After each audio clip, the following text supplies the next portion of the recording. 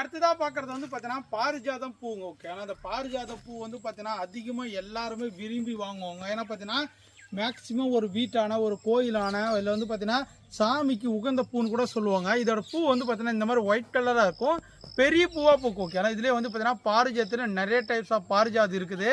Medium size வர்றது, அடுக்கு வர்றது, சின்னதாக வர்றது, இந்த மாதிரி இதில் வந்து பார்த்தீங்கன்னா நல்லா பெரிய பூவாக வருது. இது ரோஸ் மாதிரியே இருக்கும். எப்படி ஒயிட் ரோஸ் எப்படி இருக்குமோ அதே மாதிரி தான் இருக்குங்க. பாருங்கள், அதே மாதிரி இருக்கா. இது வந்து பார்த்தீங்கன்னா காம்பு நல்லா நீட்டமாக இருக்கும். ஓகே, நீங்கள் தலைக்கு வைக்கிறனாவே வச்சுக்கலாம், இல்லை சாமிக்கு ஃபோட்டோக்கு வச்சுக்கலாம். மோஸ்ட் ஆஃப் த ஃப்ராக்ரன்ஸ் வந்து பார்த்தீங்கன்னா அதிகமாக இருக்கும். ஏன்னா பார்த்தீங்கன்னா இது அதிகமான வாசனை தரக்கூடிய பாரிஜாதங்க. அங்கே பாருங்கள் எவ்வளோ அழகாக இருக்குது. ஓகே, ஆனால் பாரிஜாதம் வந்து பார்த்தீங்கன்னா முட்டுகள் வந்து பார்த்தீங்கன்னா அவ்வளோ நீட்டாக வரும்.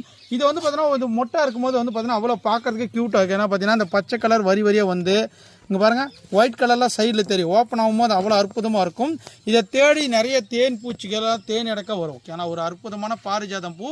இதோட இலையெல்லாம் அகலமாக இருக்குது. ஏன்னா பார்த்தீங்கன்னா ஹைப்ரிட் பாரிஜாதம் இதுக்கு முன்னாடி இப்போ நம்ம ஒரு 1 மந்த்துக்கு முன்னாடி ஒரு வீடியோ போட்டுருந்துங்க, நிறைய சேல்ஸ் ஆயிடுச்சுங்க. ஓகே, நிறைய பேர் இப்போயும் பார்த்தீங்கன்னா 50 பிளான்ட் கிட்ட ஸ்டாக் வந்திருக்கு.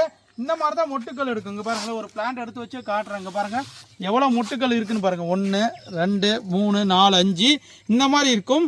இலைய ஒரு சில இலை அடியில் இருக்க இலைலாம் இந்த மாதிரி வந்து குறுகி இருக்க தம்பி, ஏன்ப்பா இது இப்படி அனுப்பிட்டேன் அப்படின்னு சொல்லாதீங்க. இந்த மாதிரி தான் இருக்கும்.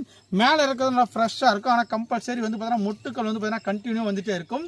இது லோவான மெயின்டெனன்ஸ் தாங்க. இது வந்து பார்த்தீங்கன்னா டைரெக்டான சன்லைட்டில் வச்சு வளர்த்துக்கலாம். தண்ணி கொஞ்சம் கம்மியாக விடணும்.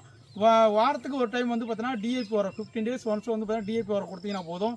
இதே மாதிரி அழகாக வாசனையாக உங்களுக்கு பூக்கும். ஆனால் இது எல்லாமே பாருங்கள் பிளான்ட் எல்லாமே அதுதான் பாருங்கள். பாருங்கள் எவ்வளோ அழகாக பூத்துருக்கு பாருங்கள். பாருங்கள் செம்மையாக இருக்குது பார்க்கறதுக்கு. அவ்வளோ வாசனையும் அந்த சைடு வரும்போதே அவ்வளோ அழகாக இருக்குது. ஒரு பூ தலைக்கு வச்சுன்னு போனவே போதும், அவ்வளோ வாசனையாக இருக்கும். ஓகே, ஆனால் சாமிக்கு பூஜைக்கு எல்லாத்துக்கும் நீங்கள் யூஸ் பண்ணிக்கலாம். நிறைய பேர் நம்மக்கிட்ட கேட்டதீங்க, இப்போ ரீஸ்டாக் வந்திருக்கு, வேணும் மக்களுங்க டக்குன்னு புக் பண்ணிக்காங்க. டக்குன்னு அவுட் ஆஃப் ஸ்டாக் போயிடும். ஏன்னா பார்த்தீங்கன்னா இது ரொம்ப ரேரஸ்ட் கலெக்ஷன் தான். இலையும் நல்லா பெருசாக வரும், பூ நல்லா பெருசாக வரும். ஓகேங்களா.